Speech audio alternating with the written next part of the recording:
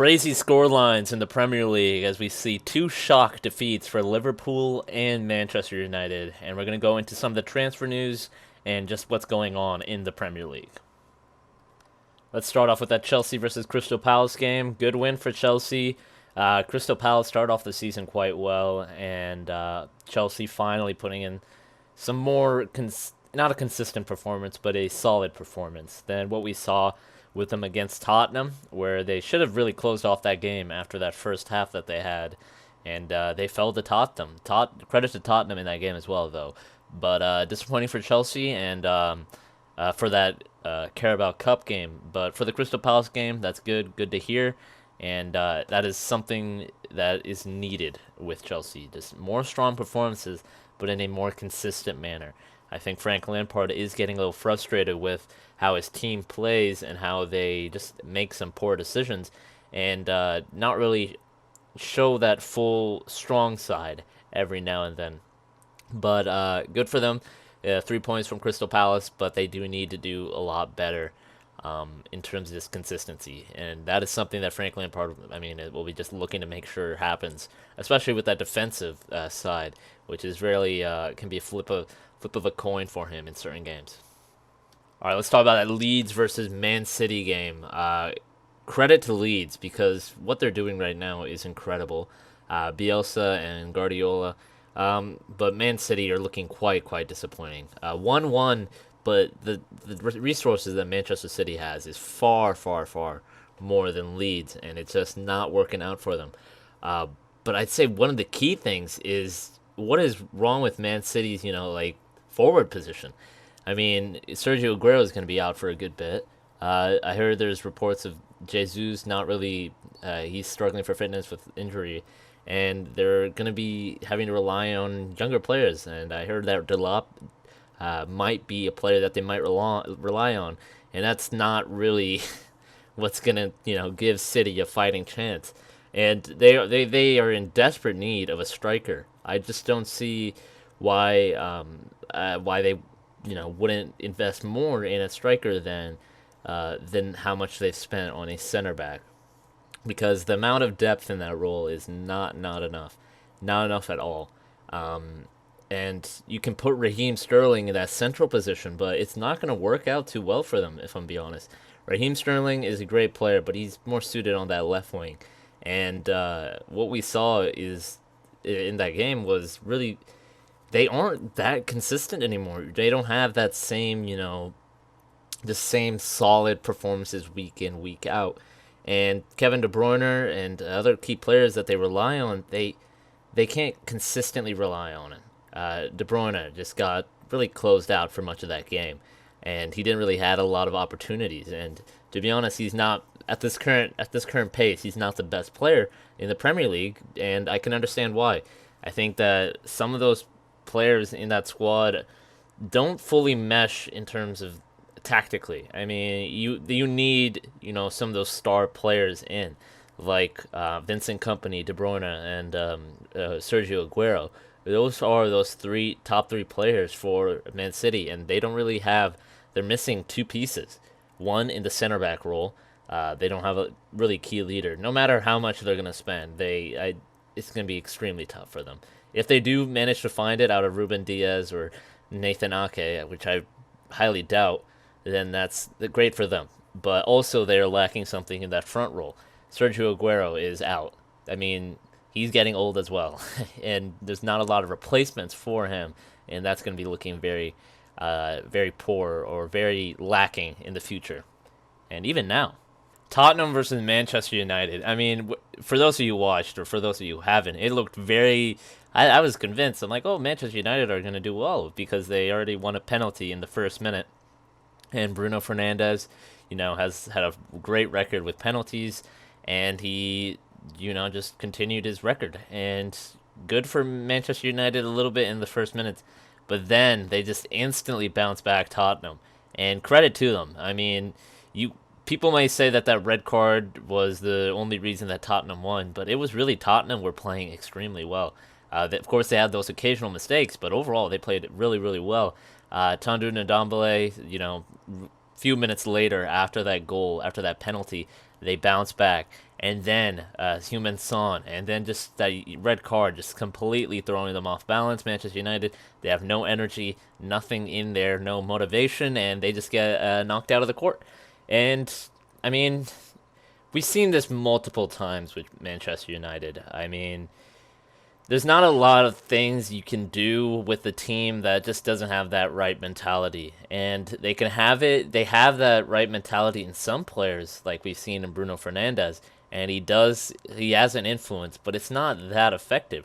I mean, that defensive backline is just so poor in terms of not no real leadership. I mean, it's the same with Man City. I don't see any real leadership in that back four, and it's not much, not much those like defenders can do if they're not fully organized. And I mean, even one of the goals when Human Son scored to make it 4-1, he Serge Aurier gave him a cross that led to him scoring it, but Harry Maguire is playing, just looks the way their position is just so poor.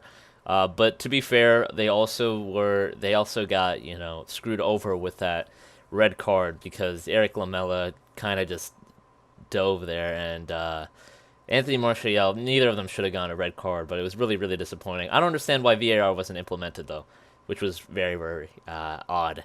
But looking at Tottenham specifically, we got to talk about their depth.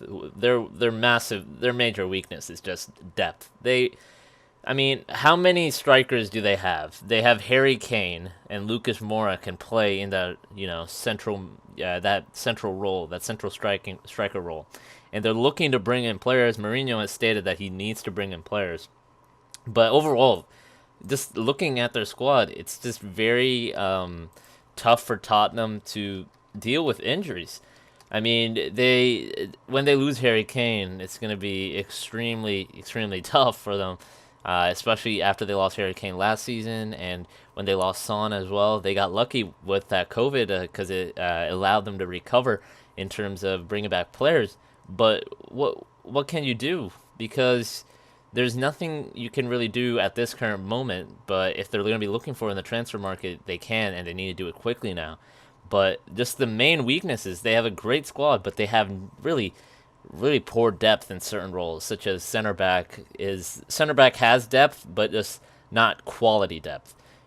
People are saying bring in players like Troy Parrott. I mean, he's 18 or 19. I think the way Mourinho plays and the way he gives chances is it's not as consistent for those young players, and they're going to be just thrown into the deep end. But Tottenham specifically, those key roles. If we don't see a fit Harry Kane, a fit Human Son throughout the season, then they're not going to really perform well. And if they do, it's going to be some sort of miracle for them because those are their two best players right now, Harry Kane and Human Son, and maybe Eric Dyer as a center back. But Harry Kane and Human Son, I'd say Harry Kane is the best player right now, and if you lose him, and the best player in the Premier League as well, with how he plays. I mean, looking how he passes and how his vision is just incredible. But if we see Harry Kane or Human Son get knocked out of the squad due to an injury, then Tottenham's going to be looking quite in trouble. Our West Ham versus Leicester, really surprising result from West Ham against Leicester. I mean, I didn't expect them at all to win against Leicester, and I think it's impressive, really impressive. I mean, I've seen a lot of West Ham fans get upset at how their team is just not playing, excuse me, but just not enough investment in the transfer window, and there's a lot of upset rhetoric regarding that. But what we're seeing though is West Ham playing extremely well as a squad with what they have. David Moyes doing really, really well, and I mean he's a solid manager for West Ham. I mean, people criticize him for what he did in Manchester United, but what he's doing is that he's doing solid work. Of course, he wasn't there for that for that game, but for that Leicester game. But what he did was just overall impressive with how he's getting the support of the players as well. I mean, even Declan Rice has said that at the end of the season that there's a great team spirit around it. And after what they suffered for majority of that season, where they were looking like relegation strugglers, and where they were getting starting to get investment and bringing in players like Suchek, who has been solid for them. And I think we are seeing West Ham slowly building up rhythm. And I think they could do quite well to get top half. And to be honest, from what they did last season, that's far, far, far of a better achievement than previously. And overall, Leicester as well, just looking very sleepy and just lacking any concentration. And I'm a little disappointed in some of the players for Leicester, because the way they played was just very odd and just silly, and a little disappointed in Soyuncu and uh, other players that I look quite highly to. And I also think that it's Leicester that they lost one of their key players as well, Ndidi. But even with them losing Ndidi, they have so much depth in their squad as well, and they're bringing in such great players that they should not be losing to West Ham, especially after West Ham is still quite recently coming back from their struggles where they almost got relegated, and they still aren't a solid squad because they're not getting enough reinforcements from the board. Aston Villa versus Liverpool was another one of those games that were just shocking. Right after the Tottenham versus Manchester United game, I go, get a snack, and I'm like, okay, I'm ready. I just want to see Liverpool, and if they're going to keep that domination going. Maybe it'll be a close game where they barely manage to, move ahead as they did last game at Villa Park. But my goodness, Aston Villa really, they came to play, and to play they did. And it's sad that Villa fans weren't able to see it, because what their team did was incredible. And as well as Liverpool just playing awful. I mean, Liverpool, I'd say only had like two players that really did well. I mean, Mo Salah did well, 2 goals, he good strikes, and overall he wasn't really getting too much service. And when he did convert it for the most part. But Andrew Robertson also really getting forward, and Wijnaldum as well, because Wijnaldum and Robertson were doing some impressive work rate efforts, but some of the players like Joe Gomez playing terribly, and Van Dijk. It's like they got infected by Manchester United. I mean, what are they doing? Just very complacent. And I hate to make too much of an assumption, but looking at how they play without some of their key leadership figures. Don't get me wrong, Van Dijk seems like a solid player, but he doesn't seem to have that same leadership pull as I'd say Jordan Henderson and James Milner. If they don't have Jordan Henderson or James Milner just showing that leadership attributes in that field and translating it, then it's not looking like they're fully coherent all the time, and it can really be a chance for opposition teams to take advantage of that. I mean, James Milner was brought on, and they still conceded goals, but but I say more of a figure like Jordan Henderson, even who is the captain and all the players look up to him. He's needed to really just put the team together, because they looked lost, really. They kept going and kept playing like they just it didn't matter. I mean, you lost the game when it was 5-1 or 5-2. And what's the point of keep trying to push? Just park the bus. I mean, there's no point.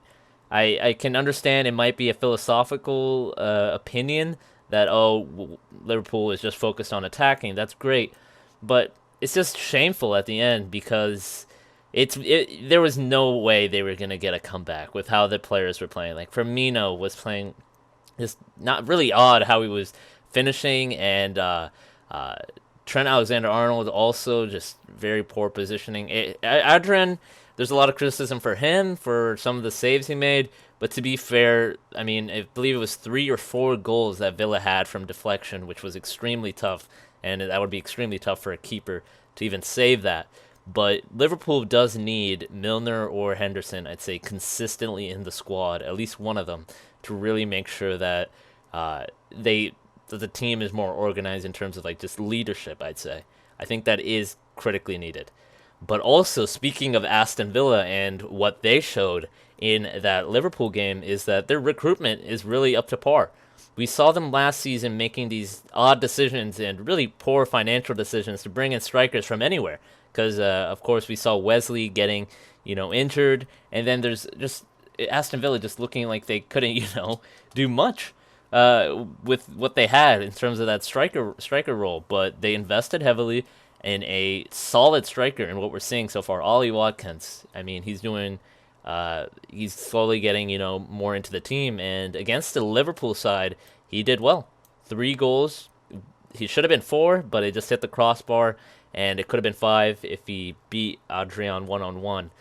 But more importantly, great for him, a hat trick for first season with Aston Villa in the Premier League, and he's in the Premier League, and he's facing these tough teams like Liverpool, and he's doing quite well. And we're also seeing other players like Johnny Cash, I believe, if I am correct. Excuse me, Matty Cash, not Johnny Cash, but Matty Cash, and we're just seeing a side that's more consistent.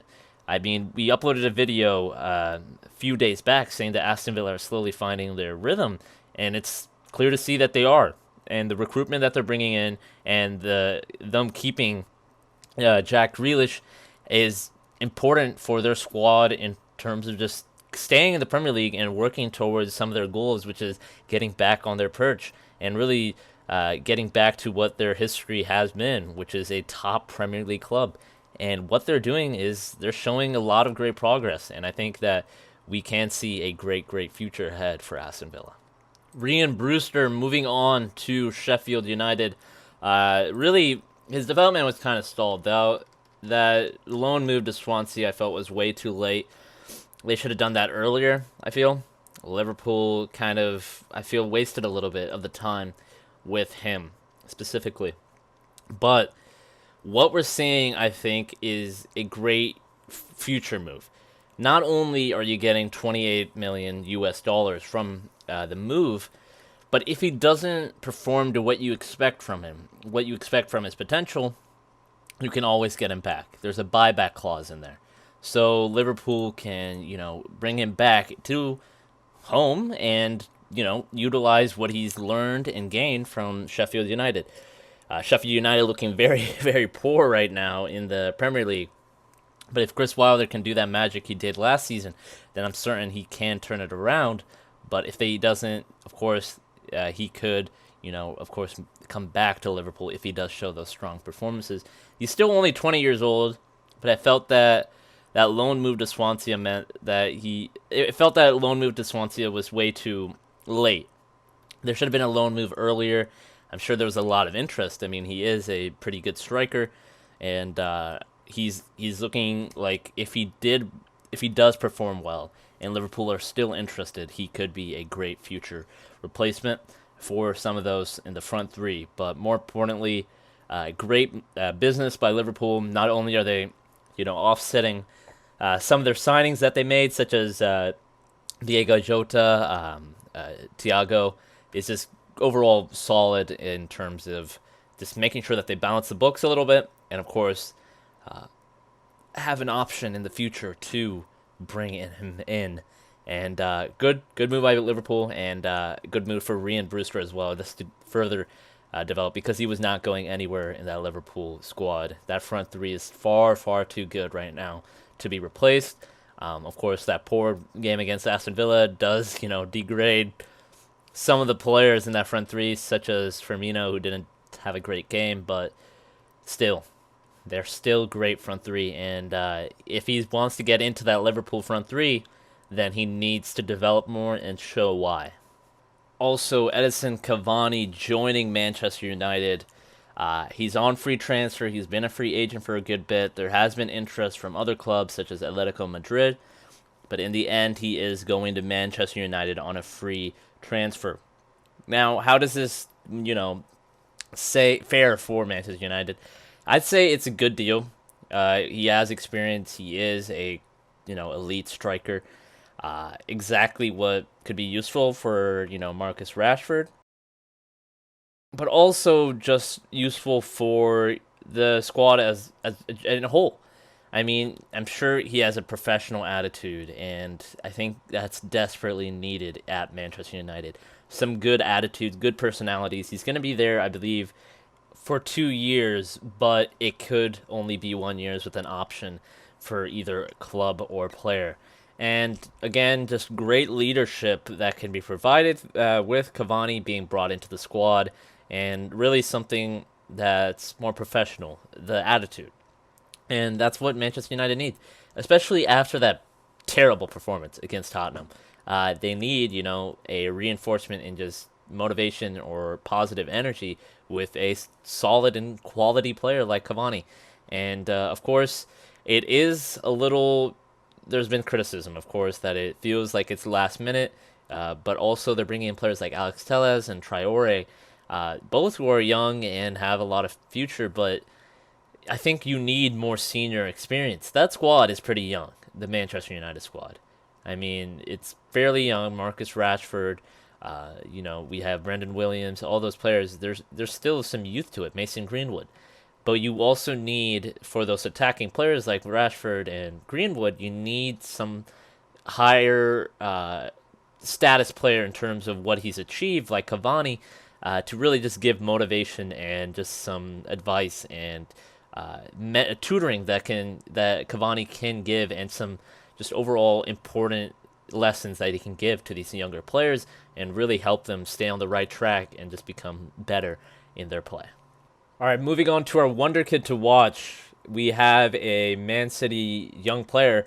He is, a player that's starting to break into the Manchester City squad. After all, there has been injuries with Manchester City with Aguero and Jesus over the past season, and with Aguero out for a large period now, we have a player in Liam Delap, if I'm pronouncing that correctly. He is the son of Rory Delap, who is a solid, Premier League player. He's played for Stoke City and, played really well for them. But he is, starting to make a name for himself. What he did in the Carabao Cup, and now there's reports that he might be playing more in the Premier League, and he was a substitute on the bench, but he hasn't gotten those minutes yet. But it's looking like it's slowly beginning to come about, and there's a lot of comparisons to him and Erling Haaland in terms of physicality and just goal scoring ability.